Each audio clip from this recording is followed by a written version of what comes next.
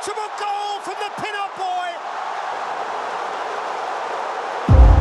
സ്പാനിഷുകാരെ സംബന്ധിച്ച് അവർക്കൊരിക്കലും ആ ദിനം മറക്കാനാവില്ല.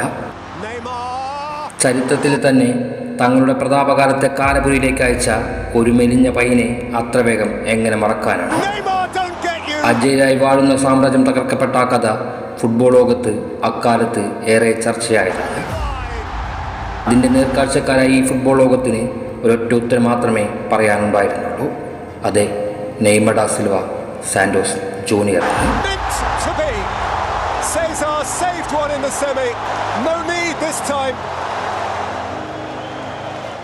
അതിനുശേഷം ആ കണക്ക് തീർക്കുവാൻ അവർ കാത്തിരിക്കുക തന്നെ ആയിരിക്കണം. നീണ്ട 10 വർഷങ്ങൾക്ക് ശേഷം അതിന് വേദി ഒരുങ്ങുകയാണ്.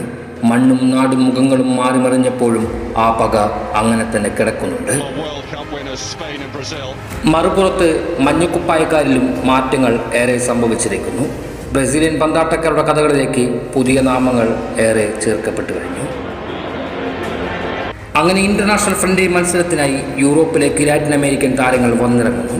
സാന്റിയാഗോ ബെർണാബോവിൻ്റെ പുൽമൈതാനത്ത് കൊടുങ്കാറ്റ് വീശുമെന്ന കാര്യം ഉറപ്പു തന്നെയാണ്. കാരണം സൗഹൃദ പോരാട്ടമെന്നത് പറച്ചിൽ മാത്രമായിരിക്കുമെന്ന് നമുക്ക് ഊഹിക്കാം. വരുംകാല ഫുട്ബോൾ ലോകത്ത് ചരിത്രങ്ങൾ കുറിച്ചു വയ്ക്കാൻ പോകുന്ന കഥകളുടെ അവകാശികളായി മാറുന്ന വിനിയും റോഡ്രിയും വില്യമും യാമിനുമെല്ലാം ഏറ്റുമുട്ടുമ്പോൾ അവിടെ ചോദ്യങ്ങളും താരതമ്യങ്ങളും ഉയർന്നു കേൾക്കുമെന്ന കാര്യം ഉറപ്പു തന്നെയാണ്. അങ്ങനെ റോഡ്രി നയിക്കുന്ന സ്പെയിനും വിനിയുടെ ബ്രസീലും തമ്മിൽ സാന്റിയാഗോ ബെർണാബോയിൽ മത്സരം ആരംഭിക്കും. മത്സരത്തിൻ്റെ ആദ്യ നിമിഷങ്ങളിൽ തന്നെ യാമിൽ തൻ്റെ വേഗത കൊണ്ടും ഡ്രിബിൾസ് കൊണ്ടും ബ്രസീൽ പ്രതിരോധത്തെ പരീക്ഷിച്ചുകൊണ്ടേയിരുന്നു. അതിൻ്റെ റിസൾട്ടായിരുന്നു 12ാം മിനിറ്റിൽ സ്പെയിൻ ലഭിക്കുന്ന പെനാൽറ്റി. എന്നാൽ വാർ സിസ്റ്റം ഉപയോഗിക്കാത്ത ഫ്രണ്ട്ലി മാച്ചിൽ അത് ഫെയറായിരുന്നു എന്ന് പോലും തോന്നിപ്പോയി. എങ്കിലും 12ാം മിനിറ്റിൽ റോഡ്രിയിലൂടെ സ്പെയിൻ 1 ഗോളിന് ലീഡെടുക്കുന്നു. മത്സരത്തിന് 36ാം മിനിറ്റിൽ ഡാനി ഓൾമിയിലൂടെ സ്പെയിൻ 2 ഗോളിൻ്റെ ലീഡിലേക്ക് എത്തുന്നു. ഇത്തവണ യാഥാർത്ഥ്യത്തിൽ ബ്രസീൽ പ്രതിരോധങ്ങളെ പുലർത്തിക്കൊണ്ട് തന്നെയായിരുന്നു സ്പാനിഷ് പടയാളികൾ വലകുലുക്കിയത്. അങ്ങനെ മത്സരത്തിൽ ബ്രസീൽ 2 ഗോളുകൾക്ക് പുറകിലാകുന്നുണ്ട്. ആദ്യ പകുതിയുടെ 40ാം മിനിറ്റ് വരെ ബ്രസീലിയൻ പ്രതിരോധങ്ങൾ നിരന്തരമായി സ്പാനിഷ് മുന്നേറ്റങ്ങളുടെ പരീക്ഷണത്തിൽ തന്നെയായിരുന്നു. യാമിലും വില്യമും ഇരുവശങ്ങളിലൂടെ ബ്രസീൽ ബോക്സിലേക്ക് ഇരച്ചു കയറുന്നുണ്ട്. പക്ഷേ 40ാം മിനിറ്റിൽ സ്പാനിഷ് ഗോൾ കീപ്പറുടെ മിസ്റ്റേക്ക് പിടിച്ചെടുത്തുകൊണ്ട് റോഡ്രിഗോ ആദ്യ പകുതി അവസാനിക്കും മുമ്പേ ആശ്വാസ ഗോൾ നേടുന്നു.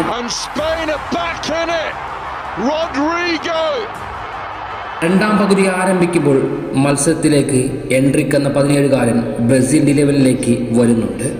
അന്ന് ഇംഗ്ലണ്ടിനെതിരെ വന്നിറങ്ങിയ നിമിഷങ്ങൾക്കുള്ളിൽ വലകുലുക്കിയ ആ പയ്യൻ ഈ മത്സരത്തിലും അത് ആവർത്തിക്കുമെന്ന് ഓരോ ബ്രസീൽ ആരാധകനും വിശ്വസിച്ചിരുന്നു.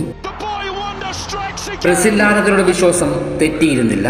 മത്സരത്തിൻ്റെ 50ാം മിനിറ്റിൽ ഒരു അവശ്വസനീയ നിമിഷത്തിലൂടെ എൻട്രിക് എന്ന 17കാരൻ്റെ കണങ്കാൽ സ്പാനിഷ് കോട്ട തകർക്കപ്പെട്ടു. സാന്റിയാഗോ ബെർണാബോയിലെ ഓരോ സ്പാനിഷ് ആരാധകരുടെയും ഉറക്കം കളഞ്ഞു. പിന്നീട് മത്സരം മരണതുല്യമായി മാറുകയായിരുന്നു. പക്ഷേ 87ാം മിനിറ്റിലേക്ക് മത്സരം എത്തുവരെ യാമിലെന്ന 16കാരൻ്റെ വിളയാട്ടം തന്നെയായിരുന്നുവെന്ന് പറഞ്ഞു പോകേണ്ടി വരും. ഒരിക്കലും വിറയ്ക്കാത്ത ലാറ്റിൻ അമേരിക്കൻ കോട്ടയുടെ തലവേദനയായി അവൻ മാറിയിരുന്നു. തൻ്റെ തലയ്ക്ക് എന്തുകൊണ്ടാണ് 200 മില്യൺ വരെ എറിയുവാൻ പലരും മുന്നോട്ട് വരുന്നു എന്നതിൻ്റെ ഉദാഹരണം തന്നെയായിരുന്നു അവൻ്റെ പെർഫോമൻസ്. ഒടുവിൽ അവൻ്റെ പാസിലേക്ക് ഓടിയെത്തിയ കറവകൾ ബ്രസീലിൻ്റെ ബോക്സിൽ ഫൗൾ ചെയ്യപ്പെടുന്നു. റഫറി വിധിക്കപ്പെട്ട പെനാൽറ്റിയിലൂടെ റോഡ്രി സ്പാനിഷ് പടയെ വീണ്ടും മുന്നിലേക്ക് എത്തിക്കുന്നു. സ്കോർ 3-2 എന്ന നിലയിലേക്ക് മാറി. മത്സരം ഏകദേശം അവസാനിച്ചു എന്ന് തോന്നിയപ്പോൾ മത്സരത്തിനായി നൽകിയ 5 മിനിറ്റിന് എക്സ്ട്രാ ടൈമിൻ്റെ അവസാന സെക്കൻഡുകളിൽ അതേ കർവഹാളിൻ്റെ ഫൗളിലൂടെ ബ്രസീലിന് അനുകൂലമായി പെനാൽറ്റി ലഭിക്കുന്നുണ്ട്. പെനാൽറ്റി കിക്ക് എടുത്ത പക്കോറ്റ സുന്ദരമായി വളരെ അനായാസം സ്പാനിഷ് വലയിലേക്ക് ആ പന്തിനെ തഴുകി വിടുന്നുണ്ട്. ചരിത്രവും പകയും അവസാനിച്ചുവെന്ന് കരുതിയെടുത്തു നിന്നും കഥ വീണ്ടും തുടരുകയായിരുന്നു. റഫറിയുടെ അവസാന വിസിൽ മുഴങ്ങുമ്പോൾ 6 ഗോളുകൾ പിറന്ന ആ മത്സരം 3-3 എന്ന സമനിലയിൽ അവസാനിക്കുകയായിരുന്നു.